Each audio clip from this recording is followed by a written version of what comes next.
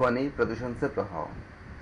ध्वनि प्रदूषण हमारे याददाश्त और एकाग्रता में कमी, चिड़चिड़ापन, अवसाद जैसे ऐसे इस तरह की बीमारियों, इसके अलावा नपुंसकता और कैंसर जैसे जानलेवा बीमारियों भी हम इसमें प्रभावित हो सकते हैं, ये भी हमें हो सकता है।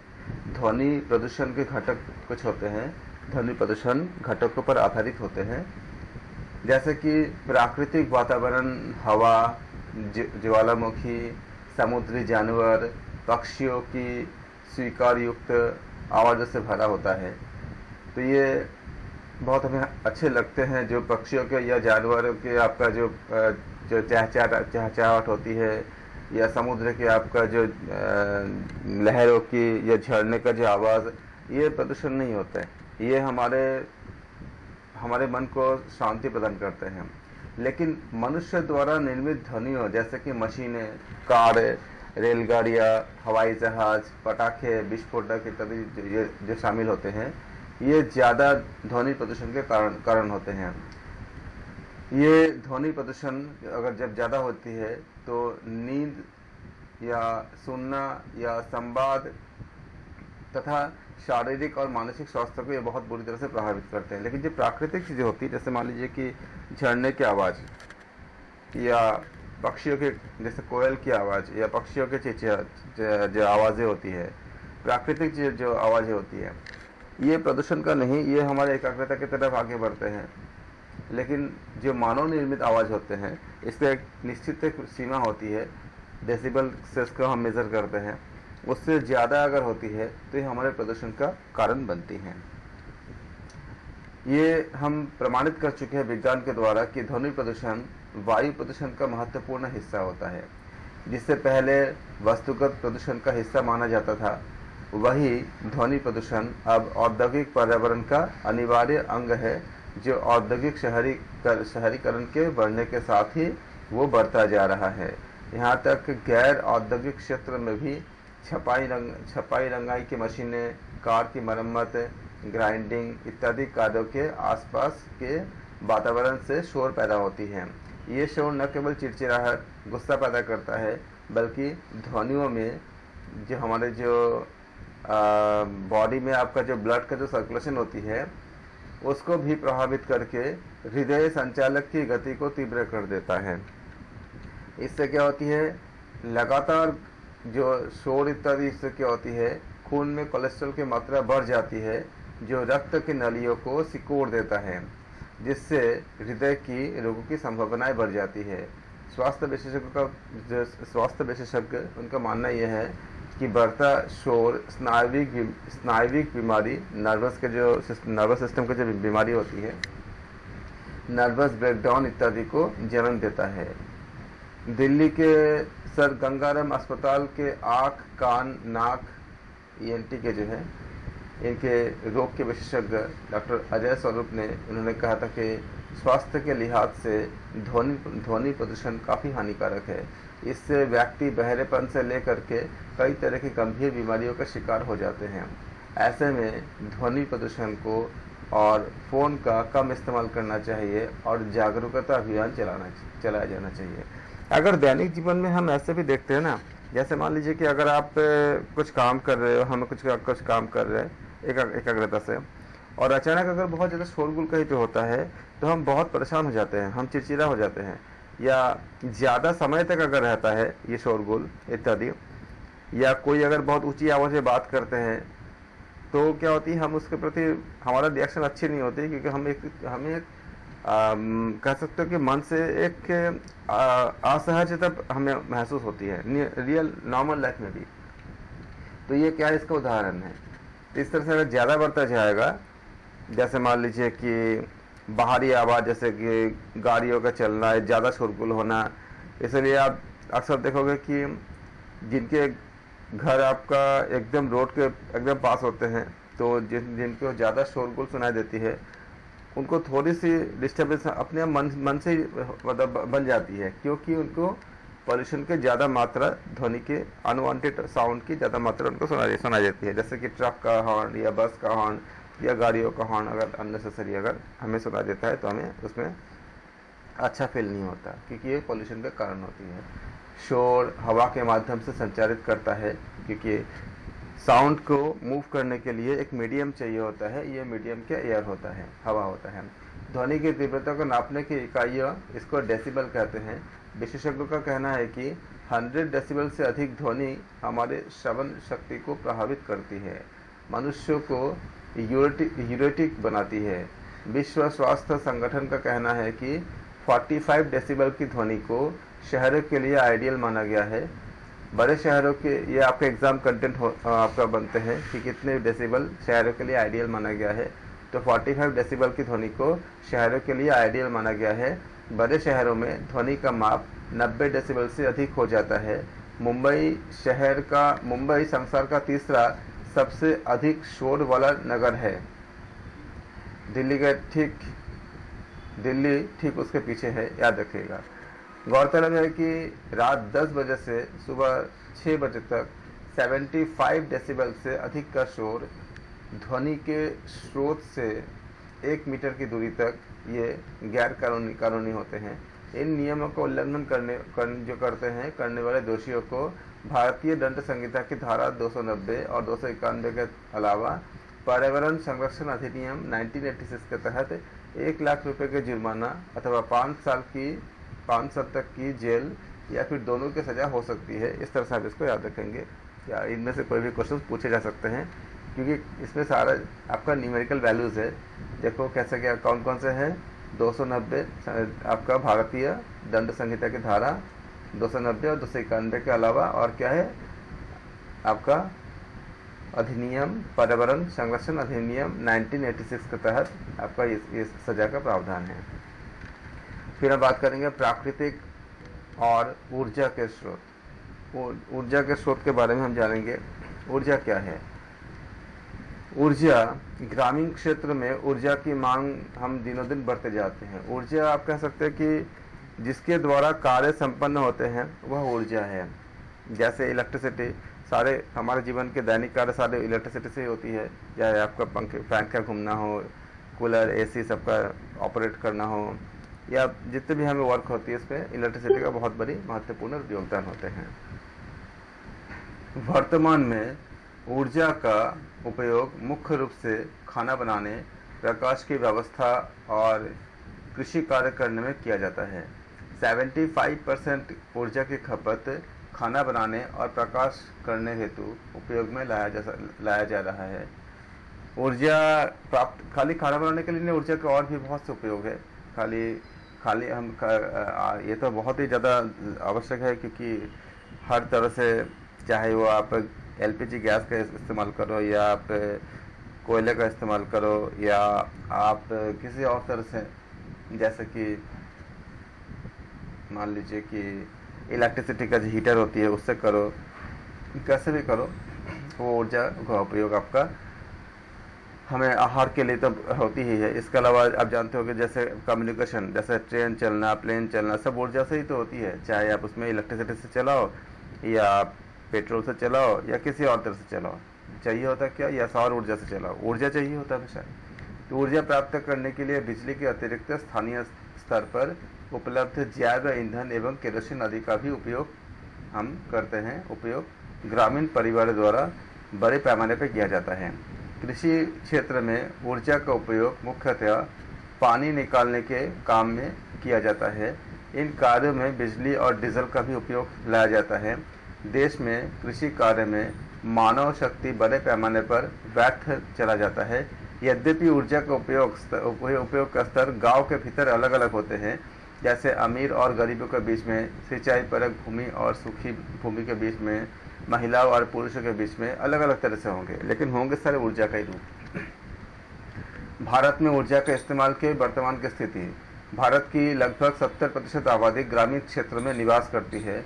यदि हमें वर्तमान विकास की दर की गति को हमें मेंटेन रखनी है, तो ग्रामीण ऊर्जा की उपलब्धता को सुनिश्चित करना सबसे बड़ी महत्वपूर्ण चुनौती है। अब तक हमारे देश में करीब 21% गाँव तथा 50% ग्रामीण परिवार तक बिजली नहीं पहुंच पाई है। ग्रामीण और शहरी क्षेत्रों के बीच प्रति व्यक्ति ऊर्जा की खपत का बहुत ज़्यादा अंतर है। एवरेज जो प्रति व्यक्ति जो ऊर्जा हम खपत कराते हैं उसको कहते हैं। ये काफ़ी अंतर होता है। उदाहरण के लिए 75% ग्रामीण परिवार रसोई के ईंधन के लिए लकड़ी पर, 10% गोबर की उपालियों पर और लगभग 5% रसोई गैस पर निर्भर है, जबकि इसका विपरीत शहरी क्षेत्र में खाना पकाने के लिए 22% परिवार लकड़ी पर, 22% केरोसिन पर तथा लगभग 44% परिवार रसोई गैस पर निर्भर है। ये डेटा आपके लिए महत्वपूर्ण है क्योंकि एग्जाम में इनमें से कोई क्वेश्चन आ सकते हैं। घर के प्रकाश के लिए 50% ग्रामीण परिवार केरोसिन पर तथा अन्य 48% बिजली पर निर्भर होते हैं, जबकि याद रखेंगे 50% करीब केरोसिन पर और 48% बिजली पर, बाकी 2% में और अन्य स्रोतों पर निर्भर होते हैं। इस कार्य के लिए आप, जबकि शहरी क्षेत्र में इसी कार्य के लिए 89% जो फैमिली होते हैं वो बिजली पर तथा 10% परिवार केरोसिन पर निर्भर होते हैं। ग्रामीण महिलाएं अपने उत्पादक समय में लगभग 4 घंटे का समय रसोई के लिए लकड़ी चुनने और खाना बनाने में व्यतीत करती हैं, लेकिन उनके इस श्रम के आर्थिक मूल्य को मान्यता नहीं दी जाती है। देश के विकास के लिए ऊर्जा की उपलब्धता एक आवश्यक पूर्व शर्त है। खाना पकाने के, पानी की सफाई, कृषि, शिक्षा, परिवहन, रोजगार सृजन एवं अन्य पर्यावरण को बचाए रखने के ऐसे दैनिक गतिविधियों में ऊर्जा बहुत ही ज़्यादा महत्वपूर्ण भूमिका निभाती है।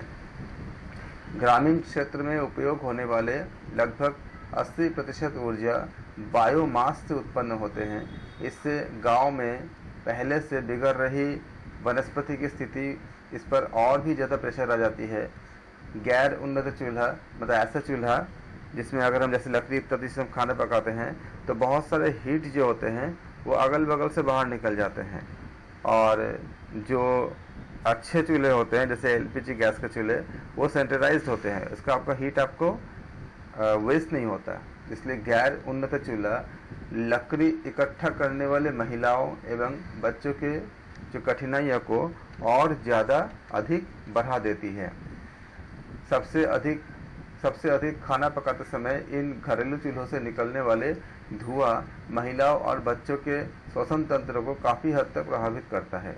फिर नवीनीकृत ऊर्जा। अक्षय ऊर्जा प्राकृतिक प्रक्रिया के तहत सौर, पवन, सागर, पनबिजली, बायोमास, भूतापीय संसाधनों और जैव ईंधनों और हाइड्रोजन से लगातार अंतर्निहित प्राप्त होती है। सौर ऊर्जा, सूर्य ऊर्जा, इसका ये हमारे ऊर्जा का प्राथमिक स्रोत है। यह दिन में हमारे घरों में रोशनी प्रदान करते हैं और कपड़े और कृषि उत्पादों को सुखाता है और हमें गर्म रखता है। इसकी क्षमता इसके आकार से बहुत अधिक होते हैं। लाभ, यह एक 12मासी, मतलब हमेशा 12 महीने इसको मिलती है, प्राकृतिक स्रोत होते हैं और फ्री होते हैं। ये प्रचुर मात्रा में उपलब्ध होते हैं। यह प्रदूषण रहित होते हैं। इसकी हानियाँ क्या होगा? मौसम में अगर अचानक कोई परिवर्तित होती है, ये मौसम पर आश्रित होते हैं, इसलिए इनका हमेशा प्रयोग हम नहीं कर सकते हैं। उत्पादक को बहुत अधिक प्रारंभिक निवेश की आवश्यकता होती है क्योंकि सोलर एनर्जी के लिए इस्तेमाल करने वाले जो आपका जो डिवाइसेस होती है वो बहुत महंगा होता है, उसको हमें पहले ज़्यादा हमें पैसा उसमें लगाने पड़ते हैं। सौर ऊर्जा के उत्पादक उपयोग हेतु प्रौद्योगिकी, जो टेक्नोलॉजी होती है, सौर ऊर्जा का उपयोग बिजली उत्पादन करने के लिए किया जा सकता है। सोलर फोटोवोल्टेइक सेल के माध्यम से सौर विकिरण सीधे डीसी करंट में चेंज हो जाती है। डायरेक्ट करंट कहते हैं इसको, डीसी करंट में चेंज होती है। इस प्रकार उत्पादित बिजली का उसी रूप में इस्तेमाल किया जा सकता है या उसे बैटरी में स्टोर हम कर सकते हैं, मतलब उसको हम चार्ज करके हम रख सकते हैं। संग्रह की गई सौर ऊर्जा का उपयोग रात में या ऐसे समय किया जा सकता है जब सौर ऊर्जा उपलब्ध नहीं होता है। आजकल सोलर फोटोवोल्टेइक सेलों का गाँव में, घरों में प्रकाश कार्य, सड़कों पर रोशनी और पानी निकालने के कार्य में सफलतापूर्वक उपयोग किया जा रहा है। पहाड़ी क्षेत्र में सौर ऊर्जा का उपयोग पानी गर्म करने में भी किया जा रहा है। पवन ऊर्जा। पवन स्थल या समुद्र में बहने वाली हवा की एक गति है। पवन चक्की के ब्लेड जिससे जुड़े होते हैं उनके घुमाने से पवन चक्की घूमने लगती है, जिससे पवन ऊर्जा उत्पन्न होती है। शाफ्ट का यह घुमाव पंप या जनरेटर के माध्यम से होता है तो बिजली उत्पन्न होती है। जब ये क्या होता है, शाफ्ट का यह घुमाव किससे होती है, पंप या जनरेटर के माध्यम से उत्पन्न होती है, जिससे बिजली उत्पन्न होती है। यह अनुमान है कि भारत में 50,164 मेगावाट पवन ऊर्जा को उत्पादन करने की क्षमता है। इसके लाभ क्या है, यह पर्यावरण के अनुकूल होता है, इसका स्वतंत्र रूप बहुतायत से उपलब्ध होता है। नुकसान क्या है, इसमें भी पवन ऊर्जा में भी हमें एक इन्वेस्टमेंट की ज़रूरत होती है, उच्च निवेश की आवश्यकता होती है। हवा की गति जो हर समय एक समान नहीं होते हैं, इससे बिजली उत्पादन की क्षमता प्रभावित होती है। जैव भार और जैव ईंधन मतलब बायोमास जिसे कहते हैं, और बायोफ्यूल। जैव भार क्या होती है, मतलब बायोफ्यूल क्या होती है। पौधे प्रकाश संश्लेषण मतलब फोटोसिंथेसिस की प्रक्रिया के माध्यम से सौर ऊर्जा का उपयोग बायोमास उत्पादन के लिए करते हैं। इस बायोमास का उत्पादन ऊर्जा चक्र के विभिन्न रूपों के चक्रों से गुजरता है। एक अनुमान के अनुसार भारत में बायोमास की वर्तमान उपलब्धता 190 मिलियन मेट्रिक टन है। अधिशेष बायोमास की उपलब्धता के साथ यह उपलब्धता प्रति वर्ष 570 लाख मेट्रिक टन होने का अनुमान होते हैं। बायोमास के उत्पादन के लिए उपयोग की जाने वाली टेक्नोलॉजी या प्रौद्योगिकी मतलब टेक्नोलॉजी।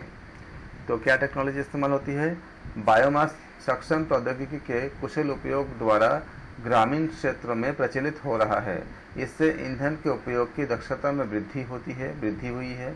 जैव ईंधन ऊर्जा का एक महत्वपूर्ण स्रोत है, जिसका देश के कुल ईंधन उपयोग के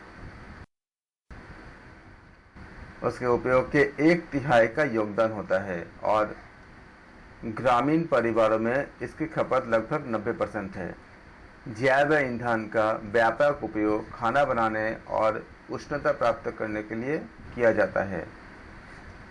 उपयोग किए जाने वाले बायोफ्यूल यानी जैव ईंधन में क्या शामिल होता है, कृषि अवशेष, लकड़ी, कोयला और सूखे गोबर। स्टोव की डिज़ाइन बेहतर डिज़ाइन के उपयोग जो हम करते हैं तो उपयोग से कुशल चूल्हे की दक्षता दोगुनी हो जाती है। इसके लाभ क्या होते हैं, स्थानीय रूप से उपलब्ध और कुछ हद तक बहुत ज़्यादा होते हैं जिसका जो उपयोग है। जीवाश्म ईंधन की तुलना में यह एक स्वच्छ ईंधन होते हैं। एक प्रकार से जैव ईंधन कार्बन डाइऑक्साइड का अवशोषण करके हमारे परिवेश को भी स्वच्छ बनाता है। हानि क्या होता है, ईंधन को एकत्रित करने में बहुत ज़्यादा मेहनत लगती है। खाना बनाते समय और घर में रोशनदानी यानी वेंटिलेशन नहीं होने से इसके कारण क्या होती है, गोबर से बनी जो ईंधन होते हैं वो वातावरण को क्या करती है, वातावरण को प्रदूषित करती है, जिससे स्वास्थ्य गंभीर रूप से प्रभावित होती है।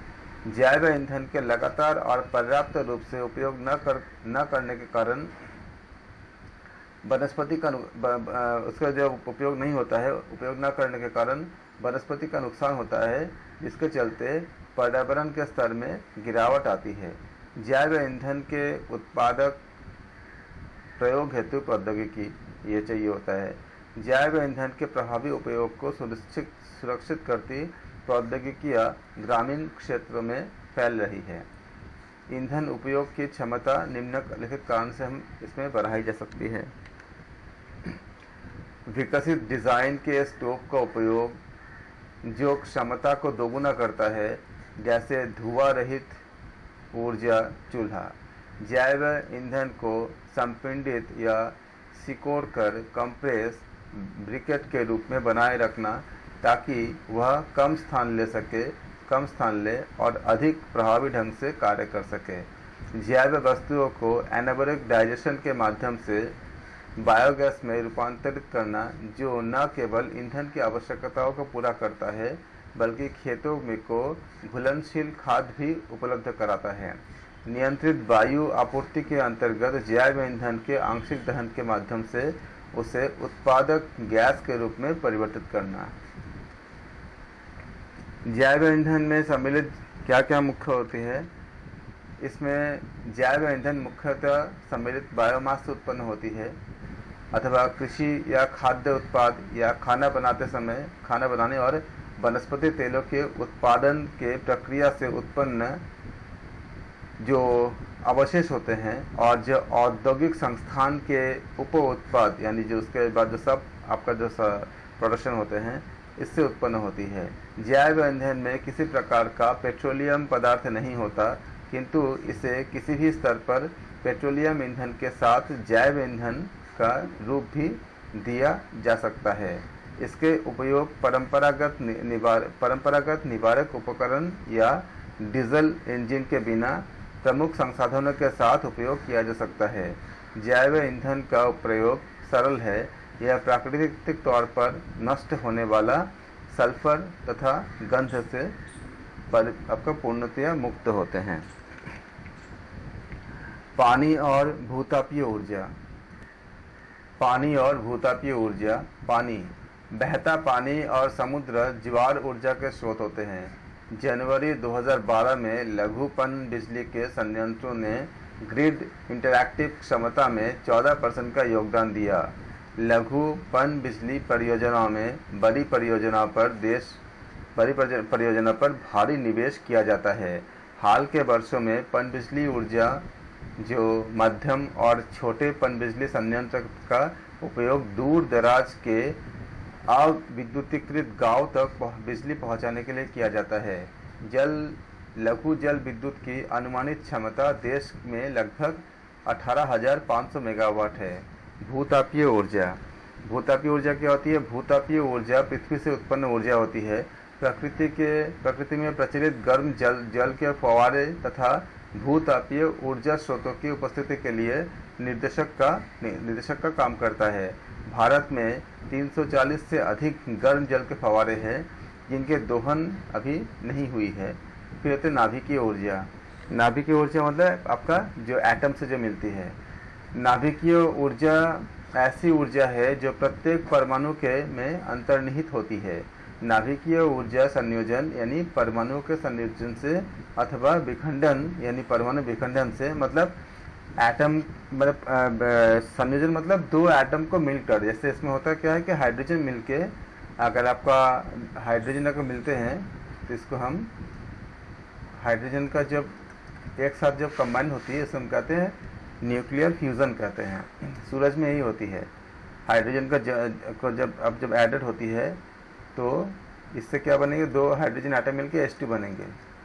और ऐसे अगर आप हाइड्रोजन जब लगातार मिलती जाती है तो बहुत ज़्यादा मात्रा में ऊर्जा पैदा होती है और ये बाद में हीलियम में कन्वर्ट हो जाती है। एक प्रोसेस होता है इसको नाभिकीय संलयन कहते हैं या न्यूक्लियर फ्यूज़न कहते हैं। तो इस तरह से हमें प्राप्त होते हैं। इसको कहते हैं हम लोग परमाणु संयोजन। और एक होती है कि परमाणु विखंडन, जैसे यूरेनियम हो गया। तो यूरेनियम को जब हम तोड़ेंगे, ये बड़ी आपका ज़्यादा मास वाली होती है, तो ये बनती है बेरियम नाम की बनती है, एक एलिमेंट बनती है, क्रिप्टन नाम की एक एलिमेंट बनती है और 3 न्यूट्रॉन अलग होते हैं। ये साइंस की बातें हैं। तो इससे बनने से और एनर्जी मिलती है, प्लस बहुत मात्रा में क्या होती है? एनर्जी मिलती है। ये एनर्जी हमें, इसको कहते हैं हम लोग परमाणु ऊर्जा कहते हैं। परमाणु विस्फोट से जो प्राप्त होती है, ये एक भारी आपका हैवी मास होती है यूरेनियम, जो अलग अलग एलिमेंट में आपका ब्रेक हो जाती है। इसे कहते हैं नाभिकीय, जो हम एक होती है संलयन, एक होती है विखंडन। इसे कहते हैं नाभिकीय विखंडन कहते हैं। और ये पहले वाला क्या था? नाभिकीय संलयन। दो हल्के हाइड्रोजन के हल्के होते हैं, तो दो हाइड्रोजन, जिसका एटॉमिक मास 1 होता है, तो दो हाइड्रोजन मिलके आपका जब H2 बनती है, उसके बाद इसका कम्बिनेशन होने के बाद हीलियम में कन्वर्ट होती है। तो ये आपको होती है नाभिकीय संलयन और ये होती है नाभिकीय विखंडन होती है। तो इससे नाभिकीय ऊर्जा संयोजन यानी परमाणुओं के संयोजन से अथवा विखंडन यानी परमाणु विखंडन की प्रक्रिया द्वारा उत्पन्न की जाती है। इसमें विखंडन की प्रक्रिया व्यापक रूप से प्रयोग में लाई जाती है। नाभिकीय विखंडन प्रक्रिया के लिए यूरेनियम एक प्रमुख कच्चा पदार्थ होते हैं। दुनिया भर में यह कई स्थानों से खुदाई के माध्यम से प्राप्त किया जाता है। इसे संसाधित करके छोटी गोलियों में बदला जाता है। संवर्धित यूरेनियम अर्थात रेडियो एक्टिव सक्रिय आइसोटोप प्राप्त करने के लिए इन गोलियों को लंबी छड़ों में भरकर ऊर्जा इकाइयों के रिएक्टर में डाला जाता है। परमाणु ऊर्जा इकाई के रिएक्टर के अंदर यूरेनियम परमाणु नियंत्रित श्रृंखला अभिक्रिया कंट्रोल चेन रिएक्शन कहते हैं इसको, इसके द्वारा ये विखंडित किए जाते हैं। विखंडित होकर बनने वाले अन्य पदार्थों में प्लूटोनियम तथा थोरियम क्या होते हैं इसमें इंक्लूड या शामिल होते हैं। किसी श्रृंखला अभिक्रिया में परमाणु के टूटने से जो कण बनते हैं अन्य यूरेनियम परमाणुओं पर प्रहार करते हैं तथा उन्हें विखंडित करते हैं। इस प्रक्रिया में निर्मित कण होते हैं एक श्रृंखला अभिक्रिया द्वारा पुनः अन्य परमाणुओं को विखंडित करते हैं। यह प्रक्रिया बहुत तीव्र गति से बहुत तीव्र गति से न हो, इसके लिए नाभिकीय ऊर्जा प्लांट में विखंडन को नियंत्रित करने के लिए एक नियंत्रक कंट्रोल रॉड कहते हैं इसको, नियंत्रक रॉड होती है, कंट्रोल रॉड होती है, इसका प्रयोग करते हैं। इसको मंदक या मॉडरेटर कहते हैं। श्रृंखला अभिक्रिया द्वारा यानी चेन रिएक्शन द्वारा उसमें आपका जो हीट से मतलब हीट रिलीज होती है यानी उसमें ऊर्जा मुक्त होती है, हीट एनर्जी रिलीज होती है। इस ऊष्मा का प्रयोग रिएक्टर के कोर में स्थित भारी जल को गर्म करने में किया जाता है। इसके लिए नाभिकीय ऊर्जा प्लांट पारमाणविक ऊर्जा को ऊष्मा ऊर्जा में बदलने के लिए किसी अन्य ईंधन को जलाने की बजाय श्रृंखला यानी चेन रिएक्शन के द्वारा उत्पन्न ऊर्जा का प्रयोग करते हैं। नाभिकीय कोर के चारों तरफ फैले भारी जल को ऊर्जा प्लांट के अन्य खंडों में भेजा जाता है।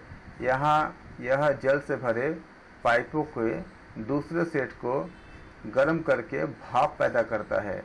पाइपों के इस दूसरे सेट से उत्पन्न भाप का प्रयोग टरबाइन चलाने में किया जाता है, जिससे क्या होती है, बिजली पैदा होती है। नाभिकीय ऊर्जा का लाभ। नाभिकीय ऊर्जा के निर्माण में कार्बन डाइऑक्साइड की अपेक्षाकृत कम मात्रा निकलती है। इसलिए वैश्विक तापमान यानी ग्लोबल वार्मिंग में नाभिकीय ऊर्जा के निर्माण का अपेक्षाकृत कम योगदान रहता है। मात्र एक इकाई द्वारा ही बड़े पैमाने पर बिजली पैदा हो सकती है। नाभिकीय ऊर्जा के दोष क्या होती है? रेडियो एक्टिव या रेडियो सक्रिय अपशिष्ट पदार्थों से सुरक्षित आपका निपटाने की समस्या, क्योंकि उसमें रेडिएशन बहुत ज़्यादा होती है। दुर्घटना होने पर बड़े खतरे तथा उसके गहरे हानिकारक प्रभाव की संभावना होती है। इसमें प्रयुक्त कच्चा पदार्थ यूरेनियम एक दुर्लभ संसाधन होती है, बहुत कम मिलती है। एक आकलन के मुताबिक वास्तविक मांग के अनुसार यह 30 से 60 वर्षों में आपका ख़त्म हो जाएगा, ऐसा कहता है, लेकिन ये एक कैलकुलेशन है। लेकिन अभी इतने नए जैसे खानों से हमें नए प्राप्त होते हैं, तो ये सब चीज़ें बढ़ती जाती है। एक आकलन है, लेकिन लगातार हमें नए आपका खान का भी पता चल रहा है। तो जैसे नए हमें नए खान का पता चलेगा, तो ये आपका ज़्यादा से ज़्यादा समय बढ़ जाती है, क्योंकि नए जैसे खोज होती है तो नए खान का पता चलता है। अनवीनीकृत ऊर्जा, जैसे जिसको non renewable source of energy कहते हैं इसको, कोयला, तेल और प्राकृतिक गैस, ये आपका ऊर्जा के नए स्रोत होते हैं। पौधे के उत्पाद लेकर के उसको हजारों लाखों साल दबे रहते हैं, जिन्हें धीरे धीरे पृथ्वी से निकाला जाता है, जो जीवाश्म ईंधन कहलाते हैं। जीवाश्म ईंधन आज के मुख्य रूप से इस्तेमाल ऊर्जा के स्रोत होते हैं। भारत लगभग 286 अरब टन, ये मार्च 2011 का डाटा है। इसके अनुमानित भंडार के साथ दुनिया में कोयले का तीसरा सबसे बड़ा उत्पादक देश है। कोयला देश के कुल ऊर्जा ज़रूरतों की 50% से अधिक की आपूर्ति करता है। भारत में सालाना 210 लाख टन के बराबर कच्चे तेल की खपत होती है। फिर प्राकृतिक जोखिम और आपदाएं। प्राकृतिक जोखिम और आपदाओं में जब प्रकृति के असंतुलन की स्थिति होती है तब आपदाएं आती है, जिसके कारण विकास एवं प्रगति बाधित होती है। प्राकृतिक आपदाओं के अतिरिक्त कुछ विपत्तियां भी मानव जनित भी होती है। प्राकृतिक आपदाएं कैसे? जैसे भूकंप, सुनामी, भूस्खलन, ज्वालामुखी, सूखा, बाढ़, हिमखंडों का पिघलना इत्यादि होती है। हम जब इसको बहुत अच्छे से इसका मैनेजमेंट कर पाते हैं तो इसके आपदाओं से हम इससे ओवरकम कर पाते हैं। आपदा प्रबंधन को दो प्रकार से किया जाता है, आपदा से पूर्व और आपदा से पश्चात की। आपदा आने से पूर्व, ये इसका आने के बाद, इसको डिजास्टर मैनेजमेंट भी कहते हैं।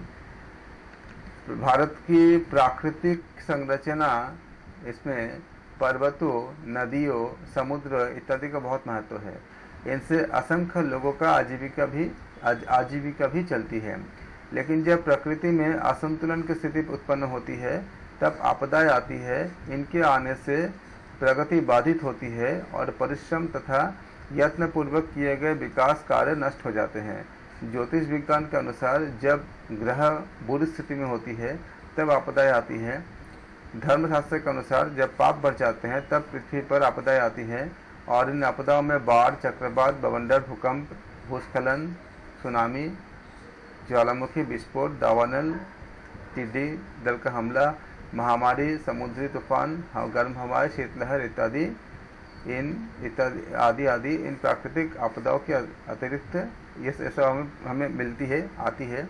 और इसके अतिरिक्त कुछ मानव जनित आपदाएं भी होती है, जैसे सांप्रदायिक दंगे हो गए, आतंकवाद हो गए, आगजनी हो गए, शरणार्थी समस्याएं हो गए, वायु, रेल और सड़क दुर्घटनाएं हो गए। इसके अतिरिक्त और भी बहुत से प्रकार होते हैं। इन आपदाओं में जो वैज्ञानिक दृष्टिकोण है, वैज्ञानिक दृष्टिकोण के अपने एक महत्व है, अपने एक सोच है कि ये जैसे हम कहते हैं कि कुछ चीज़ों पे तो अभी शोध चल रही है कि एग्जैक्टली हम पूर्व आकलन नहीं कर सकते, और इसके कारणों की अभी पूरी तरह से जानकारी हमें एग्जैक्टली मिलना बाकी है। लेकिन काफ़ी हम काम कर चुके हैं, लेकिन पूरी तरह से हम पहले से पूर्व अनुमान नहीं कर सकते। जैसे कि भूकंप का आना, किस समय भूकंप कहाँ पे आएगा इसका हम पहले से नहीं बता सकते। लेकिन इसमें वैज्ञानिक के अनुसार ये नहीं मानते कि धर्मशास्त्र के अनुसार पाप बढ़ जाना कहते हैं, लेकिन विज्ञान ऐसा नहीं मानता। भौतिक विज्ञान ये कहता है कि जब आपका फिश प्लेट होती है और वो प्लेटों का जब आपका आपस में टकराव होती है तब भूकंप आती है। और भी इसमें अपने बहुत से थियोरीज होते हैं। तो लेकिन अभी तक ऐसा हमें सफलता नहीं मिली है इंसान को कि भूकंप आने से या सुनामी आने से पहले कह दे कि ये सुनामी यहाँ पे आ सकते हैं या यहाँ आएंगे या भूकंप यहाँ पे आएंगे। तो इस तरह से अभी हमारे जो प्रोग्रेस है वो अभी कंटिन्यू चल रही है, इस पर शोध करने की कोशिश की जा रही है और भी शोध हो रही है इसके ऊपर। इस तरह से अलग अलग थ्योरीज है। ज्योतिष का अपना थ्योरी है, धर्मशास्त्र का अपना थ्योरी है, भौतिक विज्ञान की अपनी थ्योरीज है। अपने अपने जगह से वो चीज़ों को व्याख्या करने की व्याख्या करते हैं। इसके अलावा हम देखते हैं कि इसमें मानव जीवन की तहस नहस कर देने के कई और भी बहुत सारे कारण होते हैं।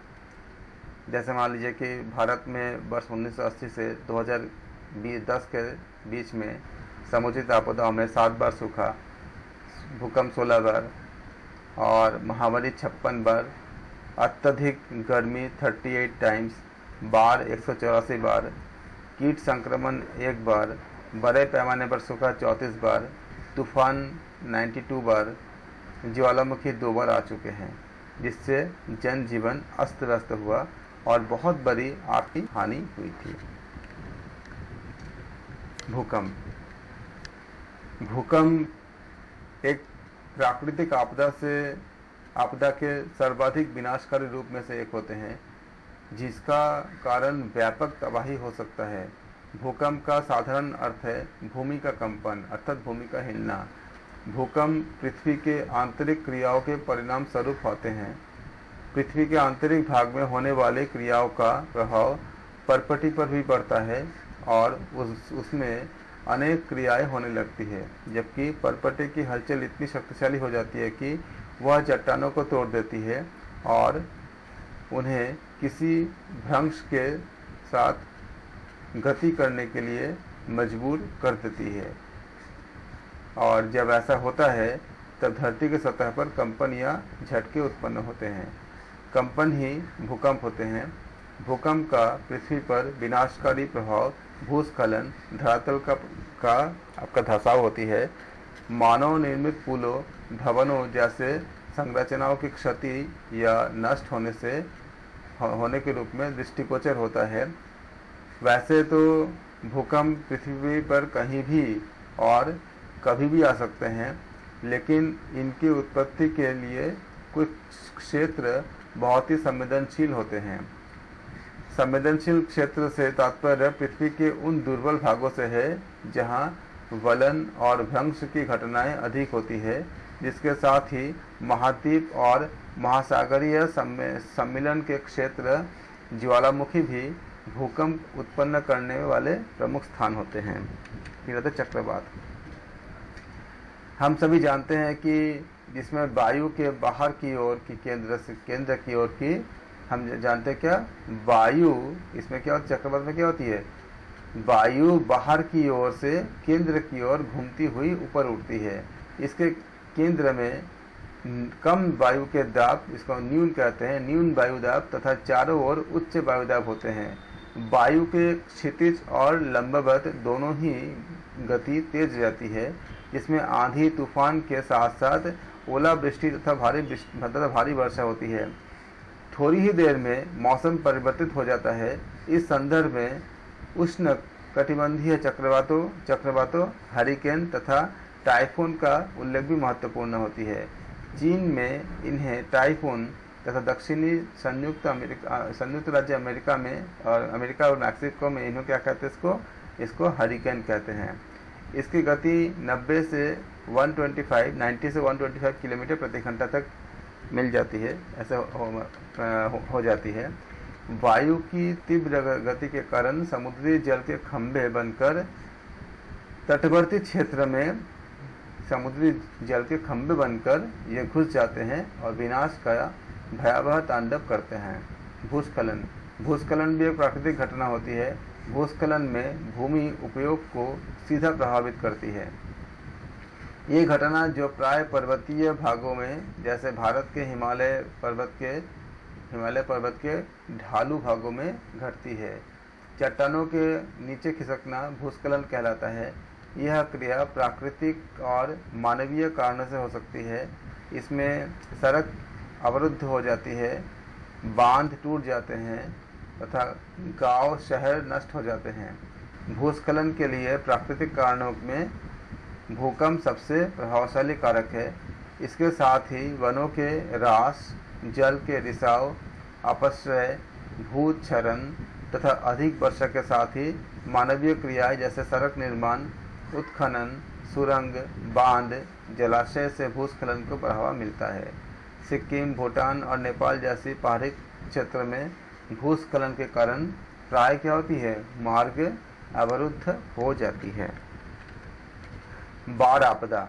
किसी बड़े शहर भूभाग में जलमग्न होना, जिसमें अपार जनधन की हानि होती है, इसको बाढ़ कहते हैं। इसके लिए उत्तरदायी कारकों में पर्यावरण विनाश, भूस्खलन, बांध, तटबंध और बैराज का टूटना, सड़क तथा अन्य निर्माण कार्य, इसमें नदियों का बढ़ जाना, नदियों में निर्मित बांधों का तलछट भरना आदि शामिल है। केंद्रीय बाढ़ आयोग की रिपोर्ट के अनुसार वर्ष 1953 से 1990 के मध्य में औसत रूप से प्रतिवर्ष 7,944 ये आपका जो इतना जो क्षेत्र होते हैं ये बाढ़ से प्रभावित रहता है। बाढ़ द्वारा सर्वाधिक प्रभावित क्षेत्र वर्ष कब होती, 1978 में ये आपका लगभग 17,500, इसमें आपको बोला इतना आपका जो मिलियन आपका जो हेक्टेयर है, इतना आपका क्षेत्र प्रभावित रहा था। 1953 में बाढ़ से 1953 से लेकर के 1990 के बीच में इस अवधि में औसत रूप से प्रति वर्ष 12,800 आपका इसमें प्रति वर्ष बताया गया, इसमें 12,18,690 भवन तथा 1,532 व्यक्ति बाढ़ आपदा के शिकार हुए हैं। जबकि इसी अवधि में सर्वाधिक आपका 350,7542 यानी कि 35,07,542 भवनों का विनाश वर्ष 1978 में तथा सर्वाधिक 11,316 व्यक्ति प्रति वर्ष आपका ये 1977 में बाढ़ के शिकार हुए हैं। हमारे देश में न केवल बाढ़ प्रभावित भूभाग बढ़ता जा रहा है, बल्कि बाढ़ प्रभावित जनसंख्या भी बढ़ती जा रही है। खाद्य एवं कृषि संगठन के एक ताज़ा अनुमान के अनुसार देश के लगभग 25 करोड़ आबादी उन क्षेत्रों में निवास कर रही है जहां बाढ़ के प्रकोप होने की आशंका होती है। सुनामी लहर। सुनामी दो शब्दों से मिलकर बना है। ये एक होती है TSU, अर्थात इसका अर्थ होता है बंदरगाह, सू, और होती है नामी। नामी मतलब लहरें होती है। इसे ज्वारीय या भूकंपीय लहर भी कहते हैं। समुद्र के सतह हिलने के कारण तली के ऊपर भरा पानी ऊपर नीचे उठता गिरता है, जिससे सुनामी की लहर पैदा होती है। भारत में सुनामी का मुख्य केंद्र उत्तरी भाग एक ही संवेदनशील भूकंपीय पट्टी से जुड़ा है। यह पट्टी गुजरात के भुज क्षेत्र से हिमालय की तलहटी और म्यांमार होती हुई सुमात्रा द्वीप तक जाती है। बादल फटना। इनमें हवाएं तेज से उठती है। बिजली की चमक, इसमें बिजली की चमक और बादलों की गरज के साथ तीव्र वर्षा होती है। ओलावृष्टि भी हो सकता है। मूसलाधार बारिश के कारण गांव के गांव बह जाते हैं। इसके अतिरिक्त अनेक मानव जनित आपदाएं उत्पन्न होती है। इसका निराकरण हमारे सूझबूझ, सावधानी, विवेक और परस्पर सहयोग से संभव है। देश के लगभग हर समय किसी न किसी प्रकार की प्राकृतिक, मानव जनित या अन्य प्रकार की आपदाएं आती रहती है। इसका प्रबंधन करने की आवश्यकता होती है। आपदा प्रबंधन। आपदा प्रबंधन के दो विभिन्न महत्वपूर्ण पहलू होते हैं। आपदा प्रबंधन, आपदा पूर्व और आपदा पश्चात इसका प्रबंधन हम करते हैं, मैनेजमेंट करते हैं। आपदा पूर्व प्रबंधन को जोखिम प्रबंधन के नाम से भी जाना जाता है। आपदा के जोखिम आपका यह भयंकरता और संवेदनशीलता के इसके संगम से पैदा होती है, जो मौसमी विविधता और समय के साथ साथ बदलता रहता है। जोखिम प्रबंधन के 3 अंग होते हैं: जोखिम की पहचान, जोखिम में कमी और जोखिम का स्थानांतरण। किसी भी आपदा के जोखिम को प्रबंधित करने के लिए एक प्रभावकारी रणनीति की शुरुआत जोखिम की पहचान से ही होती है।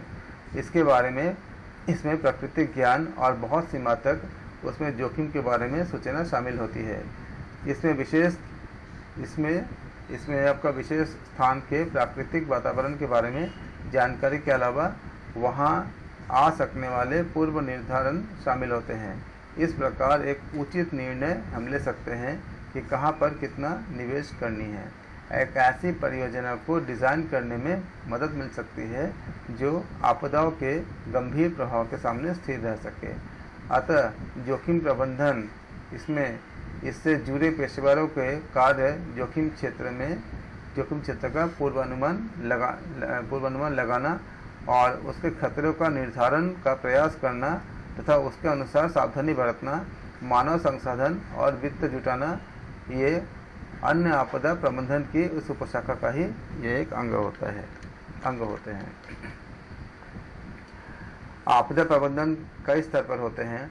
केंद्रीय स्तर पर आपदा प्रबंधन, उच्च अधिकार प्राप्त समिति, ये इन्होंने राष्ट्रीय स्तर पर व्यापक और प्रभावी आपदा प्रबंधन को यह व्यवस्था व आपदा प्रबंधन मंत्रालय का गठन किया है, जो बाढ़ में NCCM जैसे केंद्रों और प्राधिकरणों के सहित उचित सहायक निकायों का गठन कर सकता है अथवा सहायता के लिए वर्तमान केंद्र का उपयोग कर सकता है।